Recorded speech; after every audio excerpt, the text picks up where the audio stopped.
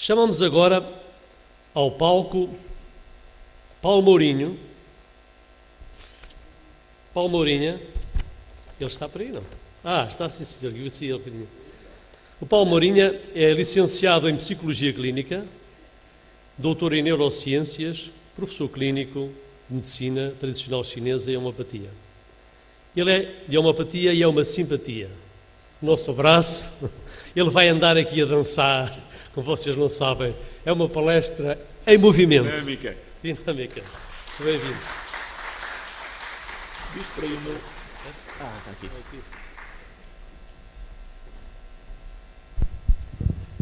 Bom dia a todos. A palestra é de tal forma dinâmica que até tenho direito a um microfone à Marco Paulo. Portanto, posso andar aí de um lado para o outro.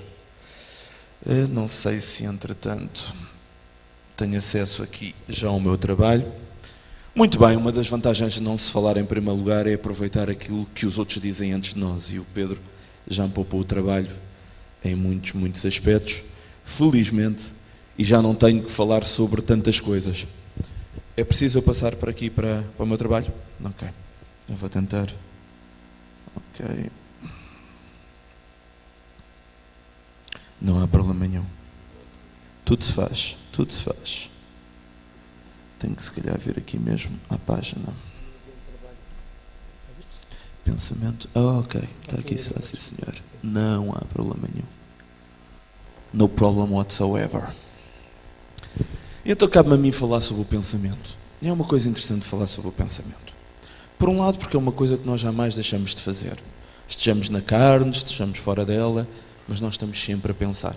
Às vezes bem gostaríamos que isso não acontecesse, mas é uma inevitabilidade. No entanto, quando nos toca a definir o pensamento, o problema é grande, é vasto. A doutrina diverge, nem todos dizem a mesma coisa e ao longo do tempo nem todos tiveram a mesma concepção relativamente ao pensamento. Havendo divergências naturalmente entre a filosofia, entre a psicologia e entre tantas outras formas de pensar o conhecimento. Estou a utilizar a palavra pensar de uma forma aberta, como é evidente. Neste sentido, e indo à raiz direta da palavra, pensar é pesar, avaliar, medir, conceptuar, comparar. É isso que a palavra pensar quer dizer. Mas em termos mais gerais, pensar é um conceito polimorfo, é um construto que pode ser interpretado de múltiplas maneiras. Atualmente, pensa-se de uma forma, relativamente a pensar, antes pensava-se de outra forma, acerca de pensar. No entanto, a história do pensamento é de facto complicada, é extensa e envolve também muitas alterações. Peguemos, por exemplo, em dois dos sábios da Antiguidade, na Grécia, e vejamos como Platão conceptuava o universo. Ele colocava as questões entre o mundo das ideias, um mundo que sobreviveria a tudo, pré-existente, onde a mente era totalitária, onde ela concebia todas as coisas. E depois existia um mundo das formas, um mundo concreto, onde as coisas efetivamente se passavam numa dimensão física. Ele vai buscar grande parte dessa concepção, obviamente, a Sócrates, o filósofo, não é? O único Sócrates vale a pena lembrar, mas, pelo menos na minha opinião. Mas, por outro lado, temos um senhor chamado Aristóteles, que vai buscar muito a Tales de Mileto e que diz efetivamente que nada dessa história de dividirmos as coisas. O pensamento faz parte da atuação, tudo é sensível, o que não é sensível não existe. Nós vivemos em torno dessa mesma sensibilidade e aprendemos a fazer fazendo.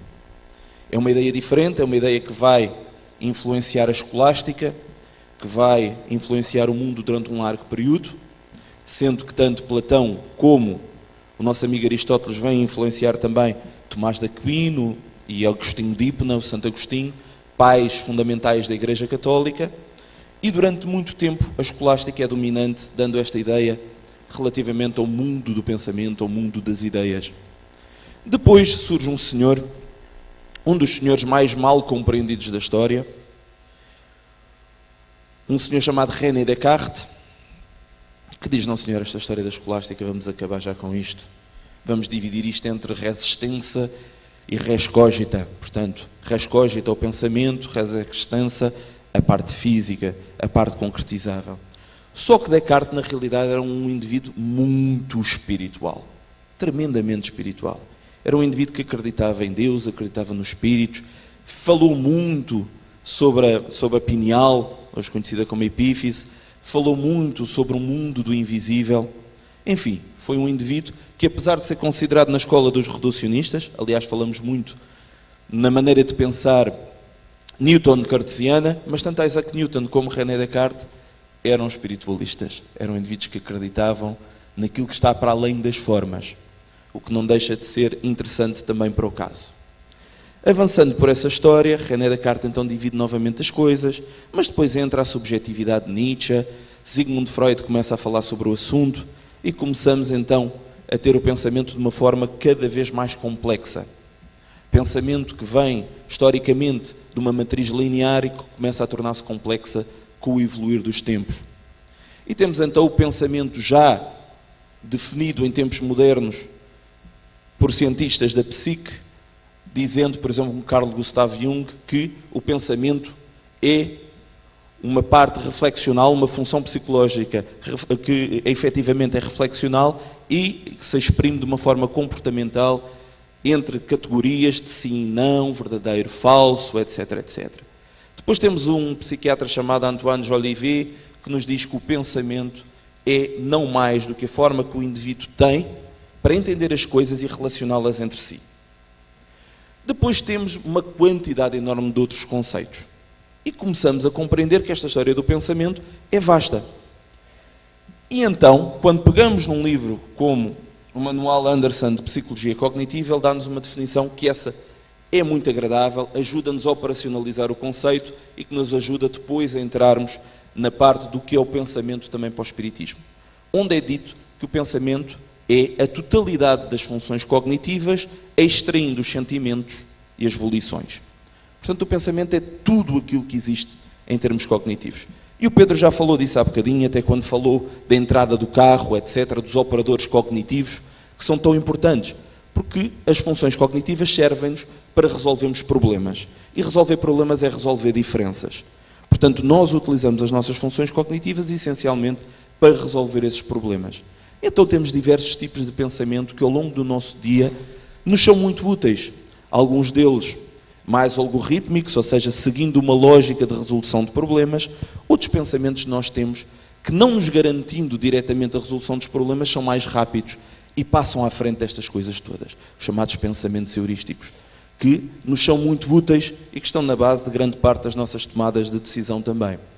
Por outro lado, o Pedro também falou relativamente a pensamentos que fazem o abaixamento e os pensamentos que fazem a subida. Também temos isso no nosso dia-a-dia através dos pensamentos contrafactuais. E nós fazemos tantos pensamentos contrafactuais ao longo da nossa vida, mesmo não sabendo que eles se chamam dessa forma. Vou-vos dar um exemplo. Temos um acidente de automóvel. Saímos vivos, pelo menos vivos aqui na carne, porque vivos estamos sempre, e depois de batermos com o carro pensamos assim, epá, realmente este acidente foi tramado, mas podia ter sido muito pior. Nós aqui estamos a fazer um contrafactual positivo, ou seja, aquilo que nós achamos que poderia ter acontecido é pior do que aquilo que efetivamente aconteceu na realidade. Mas por outro lado também podemos ter outro tipo de pensamento contrafactual e dizemos assim, epá, não acertei no Euromilhões, devia ter colocado lá mais dinheiro, as hipóteses aumentavam. Estamos a ter outro tipo de pensamento contrafactual, onde aqui o resultado do nosso desejo é, naturalmente, bastante superior àquilo que aconteceu na realidade. Isto são coisas que nós fazemos no nosso dia-a-dia, são coisas que estão ligadas, nós avaliamos, nós percepcionamos. Parte dos nossos pensamentos também vem daquilo que nós percepcionamos através dos órgãos sensoriais. Enfim, nós não fugimos do pensamento, ele está constantemente connosco. Faz aqueles ninhos em cima da nossa cabeça, como o Pedro fez referência, e que de facto no mundo das ideias nós acabamos por tomar e por fazer as nossas próprias seleções. E é nesse interim, para também não nos perdermos demasiado, que nós também colocamos aqui mais 2 ou 3 questões. O pensamento, naturalmente, é influenciado por outras coisas, por forças às vezes muito maiores do que ele mesmo. Porque relativamente ao pensamento, nós não nos podemos esquecer que o pensamento faz a ligação entre as coisas, como dizíamos há pouco. E Jesus tem uma frase extraordinária acerca de tudo isto. Onde guardas o teu tesouro, guardas o teu coração. E efetivamente os nossos pensamentos vão ao encontro dos nossos desejos, das nossas vontades, daquilo que efetivamente nós queremos na nossa vida. É para aí que nós nos direcionamos, é aí onde perdemos tempo, em elucubrações, em análises, por vezes em processos de síntese, outras vezes em processos mais vastos, mas onde efetivamente nós somos mobilizados por alguma coisa. Não é à toa que o nosso pensamento é tão influenciado também pelas emoções. As emoções, que querem dizer pôr em marcha, afetam-nos profundamente e alteram completamente os nossos raciocínios. Para terem uma ideia, um dado histórico interessante, os homens vão gostar bastante, porque é bastante belicista, as mulheres vão achar menos interessante, o que desde já é uma má escolha, porque temos aqui claramente mais mulheres do que homens. Peço desculpa, eu depois compensar-vos-ei mais à frente. Mas, quando existiu a grave crise dos mísseis de Cuba, em que nós estivemos muito próximos de deixar de habitar um mundo limpo e passarmos a ter que viver com fatos anti-radiação, houve uma série de eventos bastante interessantes que levaram a que um capitão de submarino norte-americano, na altura, qualquer comandante de submarino norte-americano tinha a possibilidade e tinha a autorização para lançar mísseis sobre o seu adversário, desde que considerasse isso necessário, envolveu-se numa grave polémica com o seu imediato. Esta história foi de alguma forma reinterpretada no cinema num filme chamado Crimson Tide, com excelentes atuações de Gene Hackman e Denzel Washington. Um filme muito interessante. E onde o comandante, mais velho, mais experiente, com uma tendência heurística muito maior, portanto não necessitava de avaliar tanto os procedimentos a ser tomados, mas tendo aquele gut feeling para efetivamente avançar na deflagração das armas nucleares, pretende que efetivamente os mísseis sejam lançados. O imediato tem um processamento mental bastante diferente. Ele é muito lógico, ele é muito racional, ele gosta de fazer todos os passos do pensamento para efetivamente chegar à solução concreta e impede-o. Há um motim a bordo, por acaso as coisas correm bem, mas a partir de 1984, o Presidente dos Estados Unidos da América define que o único elemento autorizado para o lançamento de armas atómicas é o próprio Presidente dos Estados Unidos, porque nenhum capitão de submarino está em condições emocionais suficientemente tranquilas e lúcidas para tomar uma decisão desta magnitude. Isto é um facto e demonstra até que ponto as nossas emoções nos afetam. Há vários estudos, nomeadamente de Tversky e Kahneman, acerca das decisões médicas tomadas por especialistas, onde o grau de erro é elevadíssimo, que passa essencialmente por algumas âncoras cognitivas que nós temos, por alguns pensamentos heurísticos que nós tomamos, que de alguma forma também nos embaraçam o raciocínio. Mas é também graças a esses pensamentos rápidos que um piloto de uma companhia aérea norte-americana conseguiu pousar o seu avião no rio Hudson sem levar à morte ninguém, porque ele teve que ultrapassar todos os procedimentos habituais na aterragem de um aparelho, ultrapassar todos os procedimentos automáticos e computadorizados que atualmente os aviões possuem para utilizar o seu próprio conhecimento anterior e tudo aquilo que ele na altura considerou correto para aterrar esse mesmo avião. Portanto, temos aqui um mundo bastante complexo. Mas quando chegamos ao Espiritismo, outras questões se levantam, não apenas relativamente ao pensamento, mas de onde o pensamento parte. Nas vossas conversas com alguns neurologistas, com alguns psiquiatras, até com alguns endocrinologistas, e alguns cientistas do mundo das ciências ditas mais duras, como físicos, etc., dir-vos-ão que o pensamento é criado no cérebro. São capazes até de cartografar o cérebro e de dizer-vos exatamente que função é ativada, o que é necessário para efetivamente se produzir pensamento. No entanto, esta visão de alguma forma restritiva acerca do pensamento enquanto um subproduto do cérebro é reduzir o pensamento a, por exemplo, uma bilirrubina ou com qualquer outro fluido orgânico que encontra apenas e só o seu local de nascimento dentro de um órgão, de uma glândula, etc. E o Dr. Bezerra de Menezes tem um livro onde basicamente fala acerca de tudo isto e nos demonstra que o pensamento ultrapassa em muito a função física, a função corporal. Então, a mente deixa de ser um subproduto do cérebro para ser extracerebral. E é esse o paradigma atual, pelo menos daqueles que acreditam numa psicologia mais transpessoal, aqueles que acreditam também numa psiquiatria transcultural, onde as coisas são mais dilatadas, onde as coisas são mais observáveis de um ponto de vista maior. E, de facto, para nós espíritas, a mente, de facto, não está no corpo. O cérebro é um elemento codificador, como o Pedro há pouco disse. As suas funções são ativadas, sem dúvida, mas são ativadas pela mente em primeira instância. E a mente não está no cérebro. A mente, ou campo mental, como nos diz tão bem André Luiz, é um envoltório do espírito. É, em si mesmo, uma dimensão alterada, onde, de alguma forma, ultrapassamos esta maquinaria e onde tomamos decisões. É na mente, parte atuante e mais importante do espírito, que nós emitimos pensamento. É aí também que definimos o nosso corpo espiritual, o nosso perispírito. É aí que nós guardamos também as memórias pregressas e onde, efetivamente, está o recesso do nosso íntimo maior.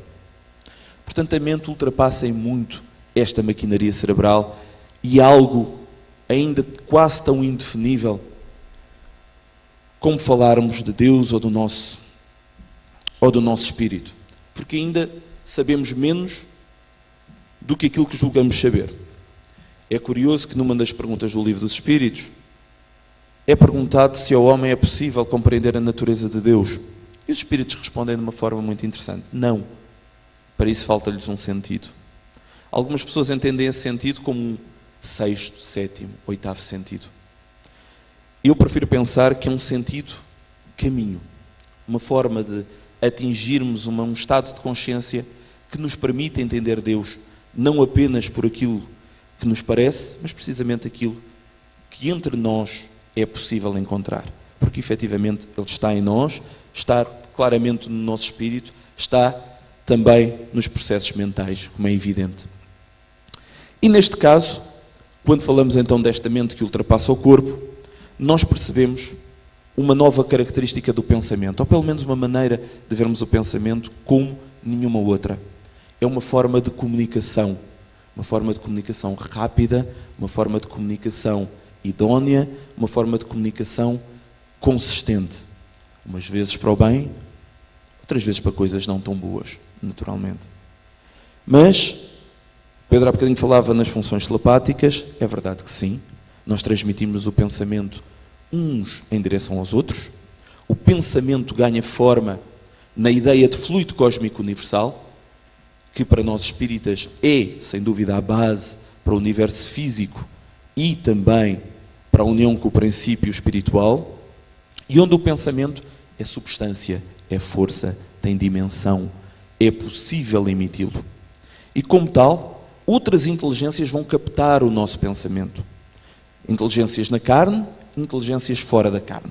Sendo que estas fora da carne, pelo menor embaraço do corpo físico, vão captar mais facilmente esse pensamento. E então aí nós estamos nuzinhos. Não há nada que sirva de capa àquilo que nós somos, àquilo que nós pensamos. Porque o que nós pensamos define-nos. Diz-me o que pensas e eu dir-te-ei quem te acompanha, que é uma atualização de uma frase antiga. E, efetivamente, dentro desta conceptuação do Espiritismo, que não é apenas do Espiritismo, mas o Espiritismo vem defini-lo de uma forma diferente com Kardec, nós entendemos uma série de coisas. Por exemplo, se pegarem no Livro dos Espíritos, abram no livro 2, capítulo 9, onde se fala efetivamente da influência dos espíritos sobre os nossos pensamentos. E entre a pergunta 457 e a pergunta 462, vocês vão ter acesso a uma série de coisas interessantes. Que efetivamente os espíritos estão presentes e conseguem observar os nossos pensamentos, são capazes de nos influenciar frequentemente, de ordinário são eles que vos dirigem, dizem os espíritos a Kardec. Compreendemos de que esse pensamento, enquanto forma estruturante, nos permite captar também e emitir para esses outros espíritos a nossa dimensão íntima e que, de facto, essa influenciação se faz de diversas maneiras.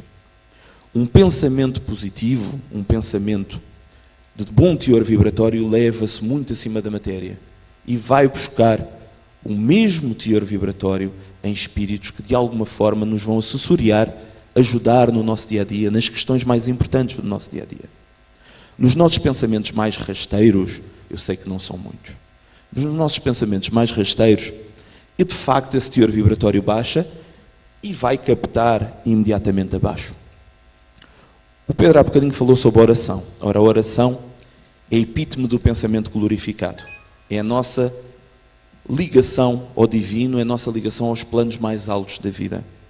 Nesse sentido, quando fazemos uma oração, atingimos o nível mais elevado do pensamento, entrando dentro do hausto divino, sendo que o universo é o pensamento de Deus, é uma forma de ideoplastia divina.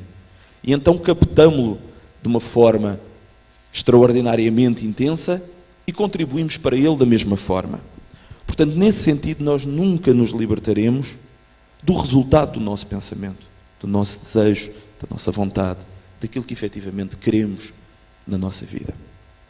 Mas o pensamento também é, segundo a doutrina espírita, liberdade. Porque pegamos no terceiro livro, na parte 3 do livro dos Espíritos, e nas perguntas 832 e 833, se estiver errado alguém que me corrija, temos acesso de que o pensamento é a única forma de liberdade para o homem, onde não há restrições, onde não há embaraços, onde o homem se projeta perante todas as coisas. E pensando acerca dessa resposta dos Espíritos a Kardec, ajuda-nos a perceber que a única razão por que nós às vezes nos enclausuramos no nosso pensamento, nos desviamos, fazemos produção de pensamentos menos corretos, é efetivamente ainda a nossa forma menos concretizável de viver bem. Nós ainda consideramos essencial coisas que absolutamente não são e dispensamos coisas que absolutamente são importantes.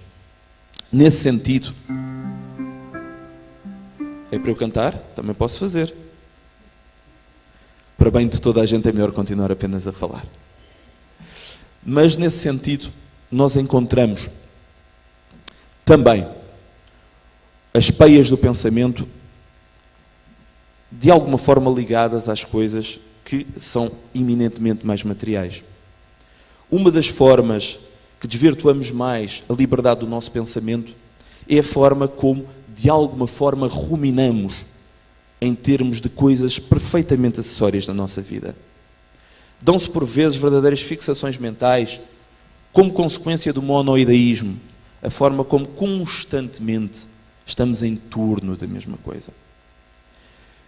Dizia-nos um espírito muito evoluído, um dos homens provavelmente mais bondosos que estiveram aqui na Terra, um médium extraordinário, chamado Eurípides Barçanulfo, o apóstolo do Triângulo Mineiro, de que todos nós somos alienados ou obsedados de 15 minutos.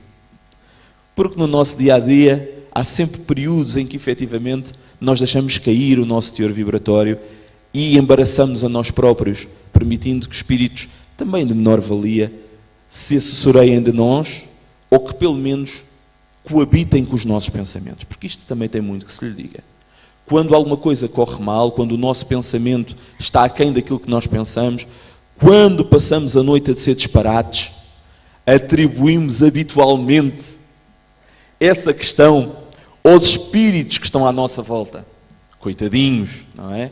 Não é nada. Mas quando nós temos aquele rasgo de gênio, aquele momento, aquela epifania, aquele insight, nada disso. Isto é meu. E até fazemos tendinites, tanto dar palmadinhas nas nossas próprias costas. Também não é correto. Mas eu continuo a achar que Eurípides Barçanulfo era muito bondoso. Nós não somos alienados nem obsedados de 15 minutos. Somos de muito mais tempo. Para a vossa conjectura, para o vosso juízo. Estão numa reunião como esta, não agora que eu estou a falar, que isto é mais entediante do que ir ao dentista. Mas imaginem que estavam a ver uma palestra como deve de ser. E, efetivamente, o vosso teor vibratório está lá em cima. Vocês sentem-se maravilhosos. São capazes de beijar os vossos inimigos. Fazer festinhas a todos aqueles que vos dão pontapés. Chegam lá fora e o vosso carro tem outro carro à frente. E vocês têm onde estar daqui a 20 minutos. Lá o pensamento cai novamente, soltam-se os impropérios, no céu vêm-se relâmpagos e vocês estão prontos para explodir. É assim o nosso psiquismo. É assim que efetivamente nós fazemos altos e baixos, pensamos e voltamos a pensar e não nos entregamos verdadeiramente a um teor vibratório mais elevado porque não pensamos nesse sentido. Entregamos o espaço mental que poderíamos utilizar de tão grandes maneiras, de maneiras tão belas, a pensamentos mais reduzidos. André Luiz diz-nos, no livro Evolução em Dois Mundos, de que nós estamos imersos num halo de vibrações que são projetadas da mente de todos os seres. E se nós acreditamos efetivamente de que a população espiritual aqui no planeta Terra é 7 vezes superior à dos encarnados, nós podemos ter uma ideia mais ou menos grosseira acerca do campo psíquico que nos envolve. Não é à toa que caminhamos por vezes numa grande superfície, local absolutamente, ou pelo menos aparentemente anódino, algo que não nos fará mal nenhum. E de repente ficamos irritados, desvitalizados, incomodados. Porquê? Porque efetivamente a nossa sensibilidade mental, a nossa sensibilidade mediúnica, vamos falar da parte da tarde, há bocadinho o Pedro dizia que se falasse durante 2 horas iria ser internado, ou pelo menos alguém necessitaria de ser internado. Eu tenho a certeza que vou ser internado porque vou falar de novo à tarde. Portanto, é internamento pela certa. E vou falar-vos de mediunidade. Mas abrindo já as portas, todas as comunicações entre os seres, entre os deste e do outro lado da vida, ou entre aqueles deste mundo que se influenciam uns aos outros, temos claramente a questão do pensamento. Exatamente.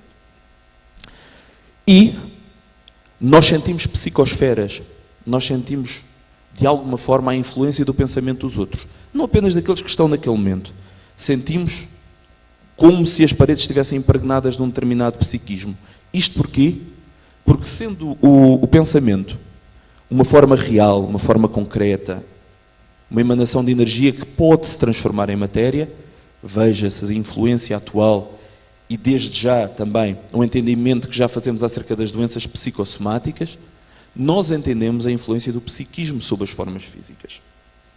E se de facto isto é uma realidade, imaginemos até que ponto nos pode marcar, nos pode depauperar a conjugação de pensamentos negativos em torno de nós. No entanto, nós não somos vítimas de coisa alguma.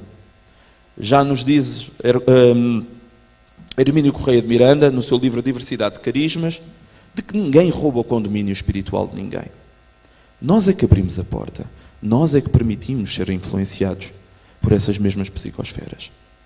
Portanto, se nos podemos entregar e podemos de alguma forma falir, ainda que por alguns instantes, em termos daquilo que acreditamos, daquilo que efetivamente nós consideramos correto para as nossas vidas, imaginemos o que é que nos pode fazer a crença absoluta, o entendimento acerca do que de bom existe no universo. Como nós nos podemos sentir bem, como nós podemos alterar o nosso psiquismo com a prece, com música. Que maravilha! Quem é que não sentiu o psiquismo alterado quando ouviu as notas que a nossa Sílvia deu há bocadinho com o Aleluia? Não é? É como se o nosso espírito por alguns instantes se lembrasse novamente do sítio de onde veio, fosse aurir de novas energias e retornasse ao corpo com a capacidade de se autocurar, com a capacidade desse mesmo pensamento ser um refrigério, ser um lenitivo para as dores da alma, para os problemas do corpo. De facto, nós não podemos deixar de pensar. É um facto. Façamos o possível para que esse pensamento seja o mais adequado para nós. Nós sabemos que atualmente 90% das camas de hospital, especialmente em saúde mental, estão vinculadas a pensamentos mórbidos. Nós sabemos que o nosso pensamento nos define, que nos dá saúde ou nos tira. Porque será que, na grande maioria dos casos, quando algo de novo surge na nossa vida, o nosso primeiro pensamento é de inquietação, é um pensamento de angústia, é um pensamento negativo. Façamos os possíveis para alterar isso. Nietzsche teve uma frase fabulosa, que demonstra o entendimento que ele tinha na altura daqueles que tinham uma crença, daqueles que eram cristãos ou de qualquer outro pensamento religioso. Ele dizia que todos os católicos e cristãos que ele conhecia tinham cara triste de Sexta-feira Santa. Obviamente que Nietzsche dizia isto porque era isso que ele via. Ontem falava-se à noite de que um espírita triste é um triste espírita. Se efetivamente permitirmos que o nosso pensamento seja um pensamento otimista, seja um pensamento alegre, um pensamento racional, mas ao mesmo tempo com margem suficiente para ser flexível nas coisas novas, para se permitir as inflexões da vida e mesmo assim olhar no futuro com essa firme certeza de que a vida não é um acaso, não vivemos aqui aleatoriamente, temos sempre à nossa volta aqueles que nos amam verdadeiramente, saberemos à partida de que de facto não vale a pena pensarmos de forma angustiada, projetarmos no futuro coisas negativas que nos aconteceram no passado, por tudo isso tem influência, e não, jamais, não é? Jamais nos deixarmos de alguma forma acometer pelo síndrome da Gabriela. Conhecem o síndrome da Gabriela? Eu nasci assim, eu vivo assim, eu vou morrer assim, Gabriela. Isto é o síndrome de Gabriela. Nós mudamos-nos todos os dias. Outro síndrome do qual também de alguma forma é bom se afastem é o síndrome do Calimero. Ninguém gosta de mim porque eu sou pequenino e preto e tenho uma casca partida na cabeça. Não pensemos assim. Permitamos que o nosso espírito se manifeste através do pensamento de forma salutar, correta, solidária. Lembremos-nos daquele apelo há bocadinho à vida e permitamos que o nosso pensamento se torne complexo, permitamos que o nosso pensamento se torne abrangente, sistémico, saibamos ter pensamentos abstratos, transcendentais, porque todos eles nos vão, de alguma forma, permitir uma ascensão espiritual. Há coisas absolutamente notáveis neste sentido, e lembro-me sempre de uma história que é contada, aliás, ela não é apenas contada pelo Espírito Shaolin, num livro de João Nunes Maia, no Ave Luz, também é contado pelo Espírito Irmão X, no Livro da Esperança, e onde nos diz que a determinada altura, junto a Jesus, e é importante pensarmos nisto, cada um dos apóstolos de Jesus tinha características personalísticas totalmente diferenciadas, raciocínios diversos, formas de pensar absolutamente dispares. E, se prestarmos mais atenção, cada um deles reflete um bocadinho uma parte da nossa sociedade. E entre eles havia um tal de Filipe. Filipe era um trabalhador incansável, mas ao mesmo tempo era o indivíduo mais terra a terra, não tinha um pensamento assim muito transcendental. E um dia vem falar com Jesus e diz-lhe assim: Jesus, toda esta história, eu estou a utilizar as expressões mais modernas naturalmente, também, se calhar eu vou-vos dizer que ele trazia sapatos Nike e na realidade ele trazia alpercatas, mas pronto, isto são coisas de Zeitgeist. E então naturalmente ele vem ter com Jesus e diz: Jesus, esta história da mensagem de Deus é demasiado para mim. É demasiado abrangente, é demasiado etérea, é demasiado avançada. Eu sou um homem da terra, não entendo nada disto. Tens que me explicar melhor. E Jesus diz-lhe: então porquê é que não subimos ao monte? E todos os grandes momentos vêm da subida ao monte, não é verdade? Acompanha-me à subida ao monte e eu vou-te falar sobre esta coisa da mensagem divina.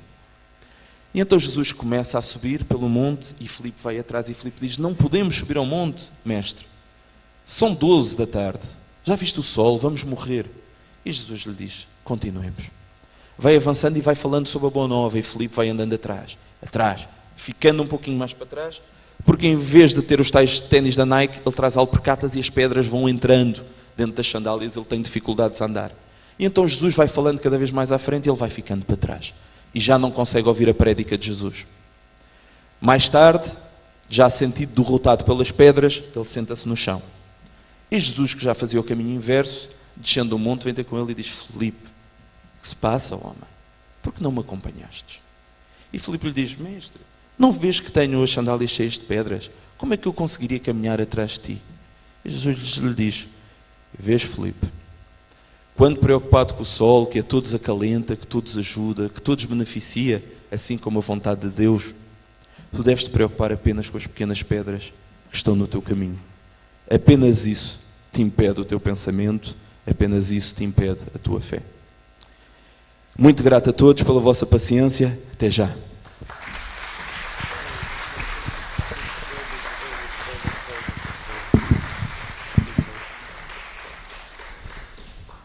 O tema foi o pensamento.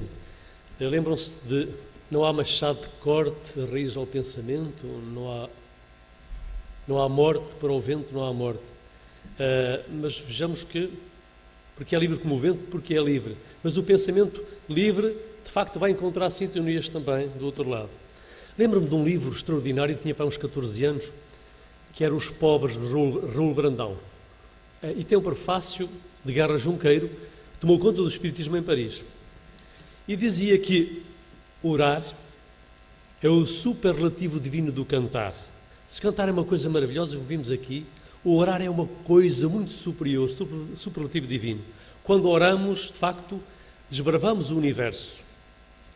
Dizia Herculano Pires, esta pequena coisa, grande coisa, diz que, ele dizia que Kardec paira acima da ciência.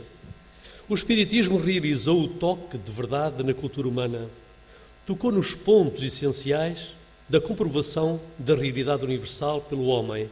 À medida que as ciências vão avançando, o Espiritismo tem uma modernidade sempre tão bela. Por isso, nossa gratidão.